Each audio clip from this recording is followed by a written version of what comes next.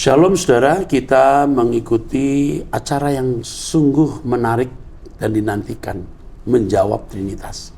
Ini episode yang ke-16 ya Pak Yehuda. Silakan Pak Yehuda bacakan pertanyaan pertama. Dari nomor 0822 sekian-sekian. Shalom, selamat pagi Pak Eras. Pak, mohon maaf saya ini bukan mau bertanya, tetapi sedikit curhat saja Pak. Maksud saya terkadang hampir mau marah melihat mereka-mereka itu. Bahkan ada seorang pendeta yang cukup dikenal di YouTube, yang bisa jadi dia hanya mendengar sepotong dari khotbahnya Pak Eras, sehingga dia menyimpulkan bahwa Pak Eras tidak mengakui Yesus sebagai Tuhan. Karena pengertian mereka bahwa sejak Yesus lahir sudah mengenakan logos itu. Maaf Pak Eras, akhirnya saya berkomentar bahwa kalau Yesus semenjak lahir telah menjadi sang logos itu atau Allah itu sendiri, pasti iblis tidak akan mencoba Yesus.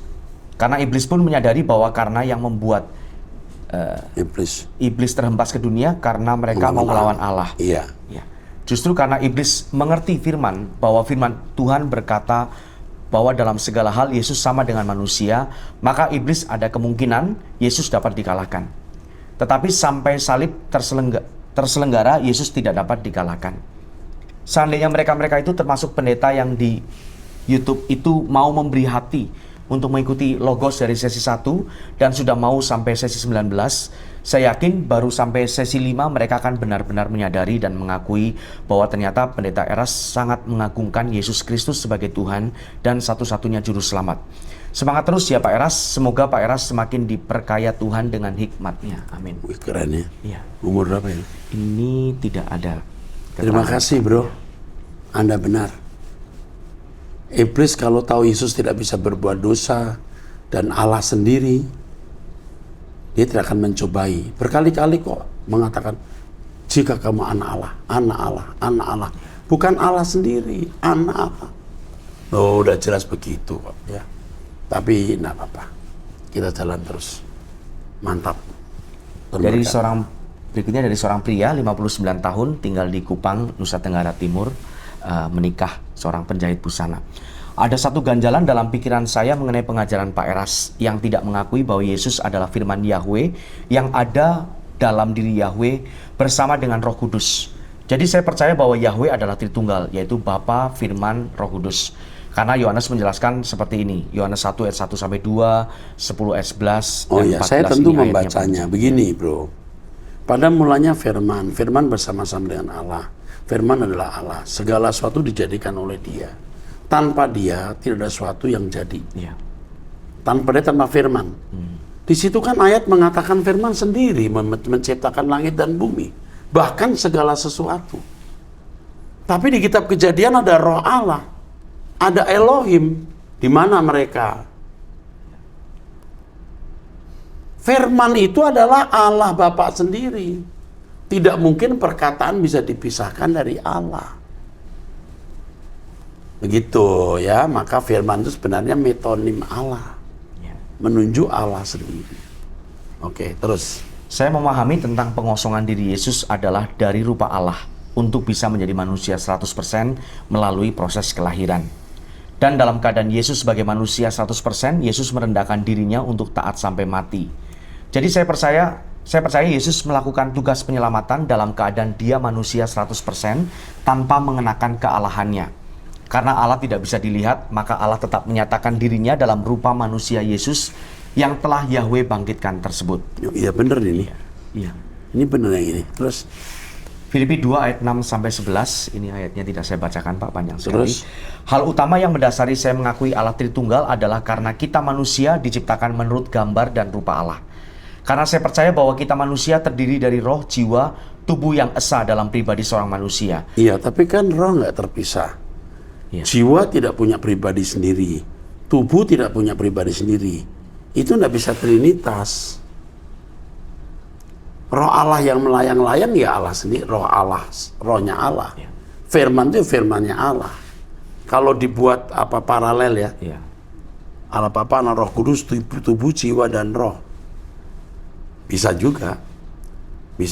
Tapi tubuh jiwa roh itu satu. Bukan 3 pribadi, 1 pribadi. Oke, teruskan. Jadi Yahweh yang Esa memiliki 3 pribadi, Bapa, Firman, dan Roh Kudus. Kalau saya tidak percaya Tritunggal, berarti saya menyangkal diri saya sendiri. Emangnya Anda berapa? Anda berapa? Apakah tiga pribadi? Ya. Tubuh, jiwa, roh, 3 pribadi.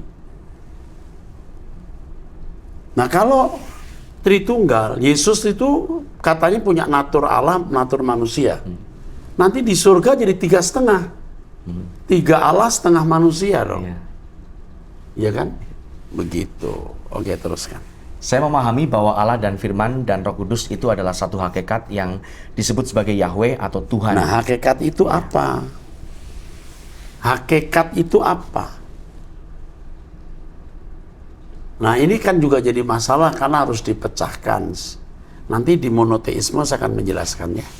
Ya. Oke, tapi tenang saja, it's okay. Oke, terus. Saya sangat setuju dengan pengajaran Pak Eras yang mengulas tentang pribadi Yesus waktu melakukan misi penyelamatan benar-benar sebagai manusia 100% dan tidak bercampur dengan Allah 100%. Nah, ini yang jadi masalah. Banyak orang tetap mengaku Yesus itu 100% Allah waktu jadi manusia. Jadi Yesus tidak pernah berhenti jadi Allah. Itu yang pada umumnya orang percaya. Itu Trinitas, itu ajarannya demikian. Tapi kalau saya percaya bahwa Yesus 100% manusia, tidak ada kealahan. Kalau ada unsur kealahan, itu hakikat. Hakikat itu kesucian, moralitas kesuciannya. Bukan superlatifnya. Ya. Oke, terus. Karena hal tersebut terjadi selain untuk menyelamatkan manusia, bahkan sekaligus menjadi contoh dan teladan bagi kita. Amin. Agar kita bisa mengenakan hidupnya. Amin. Cocok kita kalau di sini ya. Agar bisa menjadi seperti Kristus dan sempurna seperti Ya, Bapa. ada irisan kita yang sama, ada irisan yang tidak sama. Tapi nanti saya jelaskan soal monoteisme. Oke, teruskan. Dari 0815 sekian-sekian. Shalom Pak Eras, saya mau bertanya di surat Korintus 10 ayat 4. Mohon ini 1 Korintus mungkin maksudnya Pak. Ya. Mohon penjelasannya ya Pak Eras, terima kasih. Ini ayatnya, dan mereka semua minum minuman rohani yang sama, sebab mereka minum dari batu karang rohani yang mengikuti mereka, dan batu karang itu ialah Kristus. Maksudnya Kristus di sini bukan Yesus, tetapi yang diurapi atau yang disertai oleh Allah atau kehadiran Allah. Ya. Oke, jelas ya? Yesus belum ada waktu itu. Ya. Nah, orang yang punya kacamata Trinitarian ya lalu memandang itu Yesus. Jangan dipaksakan ya, Alkitab tidak berkata begitu. Dari seorang pria 47 tahun, menikah, 1 istri dan 2 anak, seorang akuntan. Mengikuti ya Saya jemaat. Nggak apa-apa. Ya, saya jemaat Nggak apa-apa. GSKI Rehoboth sejak tahun 2017 dan mengikuti seminar Logos yang menggoncangkan pengertian saya tentang Allah dan Tuhan dari dogmatika Tritunggal yang lama. Sampai di Logos sesi 19 dan 20 ini, saya mau bertanya, apakah nanti ada hubungan pengajaran Logos ini dari konsep ketritunggalan Allah, ataukah lepas sama sekali dan membentuk enggak lepas. pengertian Justru baru? kita sedang bicara ketritunggalan sebenarnya. Ya. Monoteisme istilahnya. Terus, Tapi pemikiran saya ada konsep ketritunggalan Allah yang nanti dihadirkan lewat versi Pak Eras dengan pengajaran Logos ini. Apakah demikian? betul. Ya. Ada konsep Trinitas dari Trinitas biblical, bukan Trinitas Nisea. Ya. Oke. Iya, maafkan saya kalau pertanyaannya jadi nggak nyambung, Pak. Nyambung sekali. You a good person, umur berapa? Usianya 47 tahun. Baik, you bijaksana, you rendah hati, ya. Ikuti terus, ya. Ini baru 19 kan? 20, ya. Kita masuk 42 yang ini. Ikuti terus, nanti Anda nggak akan tanya. Setelah ini saya akan menjelaskan soal Trinitarian atau soal monoteisme. Waktu dekat ini. Terus. Dari seorang pria berusia 50 tahun, menikah, swasta. Shalom Pak Erastus, saya mau bertanya terkait penjelasan Bapak di seminar Logos sesi 17, tanggal 5 Agustus, mengenai keadaan Adam sebagai anak Allah, sama dengan keadaan Yesus. Saya menemukan ayat di 1 Korintus 15 ayat 47 yang mengatakan adanya perbedaan antara Adam dengan Yesus, yaitu Adam dari debu tanah dan bersifat jasmani, tetapi manusia kedua atau Yesus berasal dari sorga. Iya, setelah jatuh dalam dosa. Ya. Setelah jatuh dalam dosa, Adam terjual di bawah hukum dosa. Terus, Ya. Mohon jika berkenan dapat menjelaskan mengapa ayat ini seperti bertentangan dengan pernyataan Bapak. Terima kasih. ya, memang sebab setelah Adam jatuh dalam dosa, dia di bawah hukum dosa. Dosa itu membuat manusia tercenderungi hidup dalam keadaan melawan roh. Tidak hidup menurut roh, tapi menurut daging. Nah, itu dilabelkan, digambarkan sebagai dari dunia ini, jasmani. Jadi kalau kita ikuti Yesus, kita jadi manusia rohani yang Yesus katakan bukan berasal dari dunia ini. Itu maksudnya. Jadi dikatakan jasmani karena memang sudah berbuat dosa. Kalau tidak, semua keturunan Adam itu jadi benar. Jadi jangan memandang yang jasmani ini jahat sebenarnya. Ini nggak jahat. Yang bikin jahat itu keinginan atau nafsunya. Ya. Oke, teruskan. Dari seorang pria berusia 32 tahun menikah seorang karyawan. Kalau Tuhan Yesus adalah Allah anak yang derajatnya di bawah Bapa Yahweh, bagaimana dengan Roh Kudus? Apakah entitasnya juga Allah? Ya, Roh Kudus tidak bisa dikatakan sederajat atau tidak, karena itu rohnya Allah. Rohnya Bapa. Oke. Ya. Yeremia bernubuat juru selamat dari anak Daud. Tapi keturunan Daud sampai ke Yusuf, sementara Yusuf suami Maria, sementara Yesus masuk ke bumi melalui Maria dengan egnatasis, bukan melalui spermatasis dengan Yusuf. Mengapa keturunan Daud bukannya Maria? Kedengaran keturunan Daud sampai ke Yusuf membuat sepertinya Yesus lahir ke bumi melalui sperma. Sementara menurut Pak Eras kan melalui egetasis Allah menggunakan rahim Maria. Iya. Yang penting begini loh, ini kan di dalam tradisi Yahudi, dari keturunan Daud itu adalah keturunannya, tapi bukan secara seksual, tetapi secara culture itu keturunan Daud. Ya. Tidak secara sperma, tapi secara keturunan. Ya, gen maksudnya. Itu secara keturunan, ya, bukan secara sperma. Jadi tidak masalah. Gitu kan maksudnya? Oke, terus. Berikutnya dari seorang pria berusia 52 tahun menikah swasta. Bagaimana memahami bahwa Yesus adalah 100% manusia yang sejak lahir tidak berdosa sampai mati di kayu salib? Padahal Yesus pernah menjadi anak-anak, pemuda, dan dewasa yang penuh dinamika kehidupan. Sementara kita sebagai manusia yang berkodrat dosa sejak lahir diminta untuk menjalani kehidupan Yesus yang tidak berdosa sejak lahir di dunia.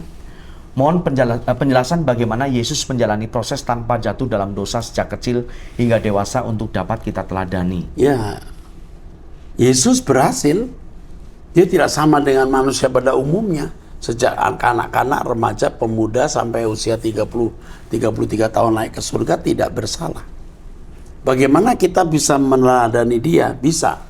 Intinya kita bisa melakukan segala sesuatu sesuai dengan kehendak Bapa. Tentu pengertian, tentu beban yang dipikul Yesus beda dengan kita. Tingkat kesulitannya beda, tapi Yesus lulus. Kita dengan tingkat kesulitan yang lebih mudah mestinya bisa lulus. Karena Roh Kudus memimpin kita. Seperti Roh Kudus memimpin Yesus. Ya. Oke.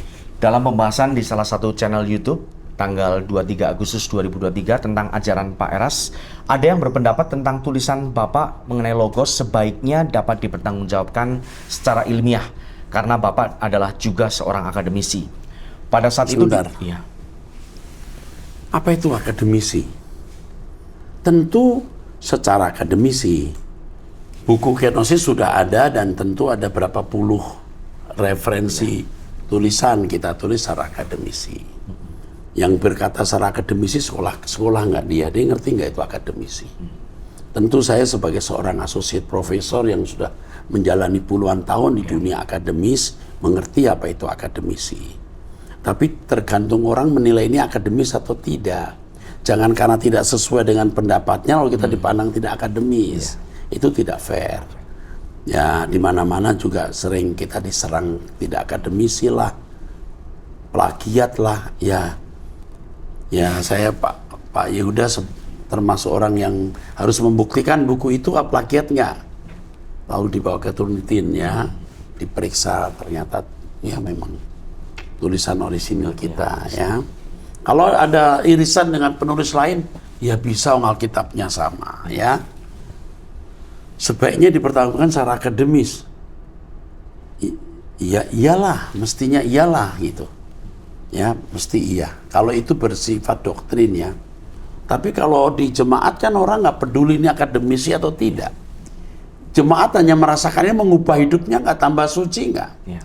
Akademisi tapi tidak membuat orang berubah, makin hidup benar buat apa? Jadi ukuran itu nanti tergantung masa atau masyarakat. Ya, Christian society. Ya, oke, teruskan. Pada saat itu disinggung tentang kerangka berpikir, metode, referensi ilmiah yang sudah terbit dan lain-lain.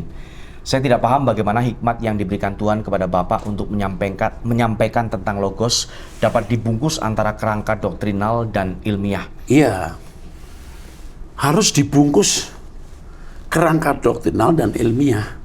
Tetapi ilmiah teologi itu bisa sangat relatif. Tinggal tergantung bagaimana orang memandang. Seseorang bisa memandang itu ilmiah, yang lain juga tidak. Sebab keabsahan eksegesis itu juga tergantung subjek dari yang menafsirkan. Sehingga kesahihan, keabsahan eksegesis juga tergantung dari sudut pandang si interpreternya. Itu. Ya, tapi sekali lagi nanti jemaat yang akan menilai, ya. Jemaat yang akan menilai, ya. Kadang-kadang kita bingung juga ya lihat orang-orang yang mengucapkan kalimat seakan-akan kita itu baru sekolah kemarin sore atau tidak pernah sekolah. Saya sudah 64 tahun sudah jadi rektor di 2 tempat, bisa belasan tahun. Ini yang saya lihat, yang nyerang saya itu, saya lihat umurnya, ya kamu seumur anak saya nak. Susah menjelaskan ya. Saya tulis buku sudah 300 judul lebih. Ya tentu sudah punya kerangka berpikir yang bisa dinilai lah ya, karena sudah punya track record ya. Nah mereka belum tuh nulis 1 buku pun kan, jadi kan kita repot. Atau kalau nulis 1 buku ya baru 1-2 buku. Oke. Kalau saya menulis buku kadang-kadang saya tidak terlalu akademis karena pembacanya itu jemaat. Saya harus menulis itu menghindarkan istilah-istilah diksi-diksi teologis yang membuat jemaat pusing. Ya itu kalau tulisan umum ya. Tapi kalau doktrin ya tentunya harus lebih menggunakan diksi-diksi bahasa teologi. Itu pun harus dihindari karena yang kita hadapi jemaat kita bukan hanya ada di lingkungan akademisi. Kita sedang menjangkau jemaat awam. Teruskan. Mohon penjelasan Bapak karena saat tayangan tersebut dikritik bahwa penjelasan tentang logos masih berupa pendapat pribadi Pak Eras dan lemah dalam tulisan setingkat jurnal atau disertasi. Terima kasih Tuhan Yesus. Saya juga tidak jadikan itu jurnal. Jurnal memiliki kriteria sendiri. Tetapi sebagai seorang akademisi yang memiliki Javung, Serdos, yang ngerti apa itu penulisan jurnal, dan saya juga punya jurnal-jurnal yang sudah diterima.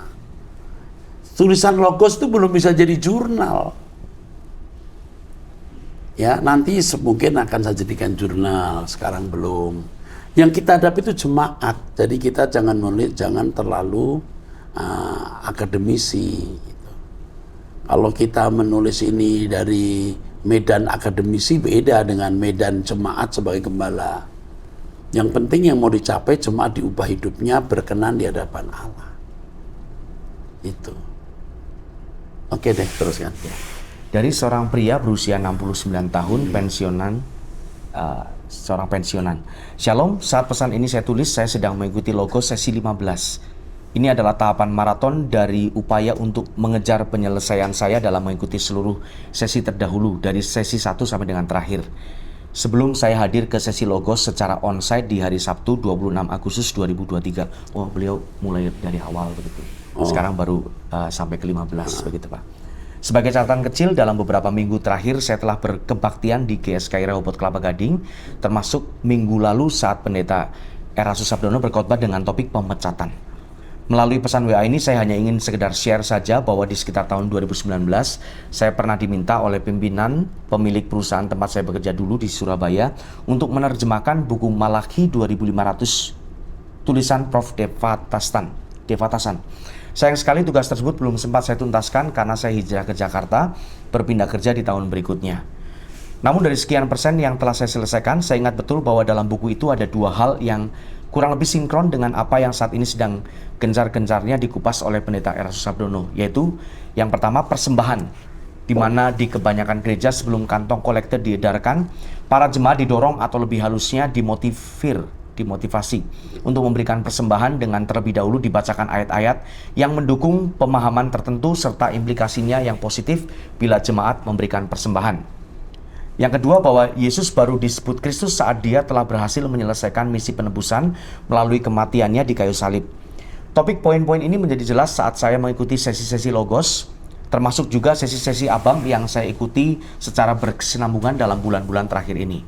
Demikian yang ingin saya sharekan, semoga ini dapat semakin menguatkan bagi Pendeta Erastus Sabdono dalam mengejawantakan kebenaran Injil melalui pendekatan yang bersifat eksploratif kreatif. Dahulu pun lahirnya denominasi Protestanisme oleh Dr. Martin Luther juga tentunya mengalami proses pertentangan secara luas, khususnya dari pihak pemegang hegemoni kekatolikan. Terima kasih dan salam Logos. Waduh. Saya cuma bisa bilang, aduh luar biasa. Terima kasih untuk dukungannya. Buku yang tadi ditulis mungkin kita cari ya. Boleh. Ya. Tulis, kalau saya bisa ini, coba tolongi hubungi Bapak itu. Bagaimana mendapatkan bukunya. Oke, terima kasih Pak. Tuhan berkati. Dari nomor 0812 sekian-sekian. Om Eras, maaf mau bertanya. Apa ya maksud dari Yeremia 23 ayat 5-6? Terima kasih ini ayatnya. Sesungguhnya waktunya akan datang, demikianlah firman Tuhan, bahwa aku akan menumbuhkan tunas adil bagi Daud. Ia akan memerintah sebagai raja yang bijaksana dan akan melakukan keadilan dan kebenaran di negeri. Dalam zamannya Yehuda akan dibebaskan dan Israel akan hidup dengan tentram. Dan inilah namanya yang diberikan orang kepadanya, Tuhan keadilan kita. Jadi ini pasti menunjuk nubuatan tentang langit baru, bumi baru. Di mana Yesus yang dikatakan sebagai keturunan Daud akan memerintah sebagai raja. Itu tidak menunjuk dunia kita hari ini. Ya. Itu menunjuk nanti di langit baru, bumi baru. Israel di sini bisa berarti umat pilihan termasuk kita di dunia akan datang. Tuhan berkati. Selanjutnya dari seorang pria berusia 45 tahun menikah tinggal di Bogor. Shalom Pak Eras, Bapak rohaniku yang baik. Tuhan Yesus bukan penjelmaan Logos, saya sangat setuju. Karena kira-kira 2023 tahun yang lalu Tuhan Yesus memang 100% anak manusia ketika datang ke dalam dunia. Saya pun masih lebih cenderung Tuhan Yesus praeksistensi dari beberapa ayat Alkitab di Injil Yohanes. Dengan ini ada dua kata yang menjadi pengertian saya, yaitu derajat dan hakikat. Sudah tentu Bapa Yahweh lebih besar dari anak Tuhan Yesus. Yohanes 14 ayat 28. Dalam beberapa ayat dalam Injil Yohanes, Tuhan Yesus selalu berkata dirinya adalah utusan. Sudah tentu yang mengutus lebih besar dari yang diutus. Amin. Menurut saya Tuhan Yesus dan Allah Bapa sehakikat dalam rangka penyelamatan. Sehakikat dalam pengertian sepersetujuan. Sehakikat tidak berarti Tuhan Yesus mengetahui isi pikiran Bapa. 1 Korintus 2 ayat 10-11. Karena ada dua pribadi, yaitu Bapa dan Anak. Yohanes 5 ayat 26. Rencana penyelamatan adalah rancangan dan dasar pemikiran Bapa yang sudah sejak lama ada dalam diri Bapa. Galatia 4 ayat 4-5. Dan pelaksanaannya kemudian diutarakan untuk dilaksanakan oleh putranya Yesus. Yohanes 5 ayat 17, 19-20, 36-37. Maaf ya Pak, ini pemahaman saya, mohon pencerahannya Pak, terima kasih. Ada irisan-irisan yang persis sama, tapi ada beberapa perbedaan. Iya. Nah, perbedaan itu akan saudara bisa ikuti nanti ketika saya bicara soal monoteisme. Iya. Ya, terima kasih untuk tulisannya. Ini akan memperkaya saya dalam mempersiapkan bahasan mengenai monoteisme. Terima kasih sekali lagi. Kita punya kesamaan, tapi ada beberapa yang agak beda yang nanti akan saya utarakan pada penjelasan mengenai monoteisme, Allah yang esa. Oke. Ya, baik, pertanyaan terakhir Pak dari luar negeri nomor plus. Ya, cukup plus waktunya. 65, ya. Oke, yuk. Panjang ya Pak. Yuk, teruskan. Ya, apakah kita sebagai manusia biasa memiliki penderitaan yang lebih berat untuk menjadi sempurna? Apakah kita sebagai manusia biasa gitu? Ya. Terus karena biasa memiliki penderitaan yang lebih berat untuk menjadi sempurna karena harus menghilangkan kodrat dosa, sedangkan Yesus tidak perlu. Gini, yang dihadapi Yesus itu dosa orisinil.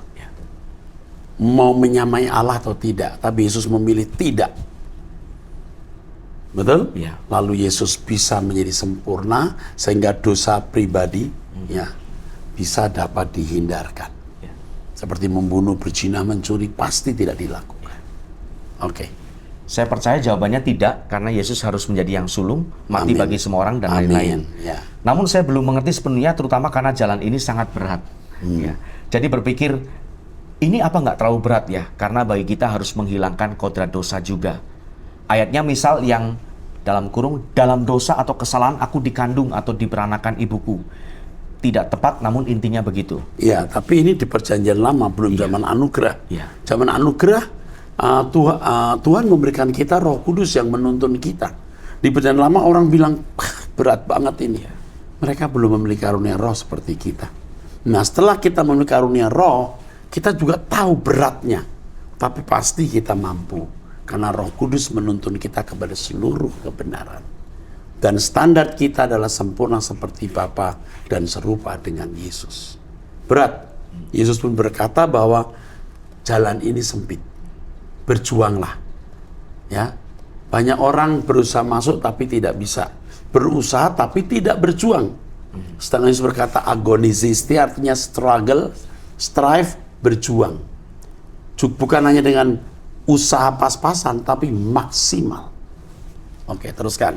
Apa makna Yesus satu-satunya jalan atau eksklusivitas kekristenan dan umat pilihan? Iya.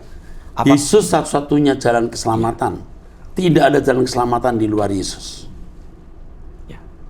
Apakah manusia lain juga bisa sempurna? Tidak bisa kalau tanpa Yesus. Ya. Yesus manusia sempurna pertama, lalu kita mengikut jejaknya. Maka dia dijadikan yang sulung yang pertama. Ya.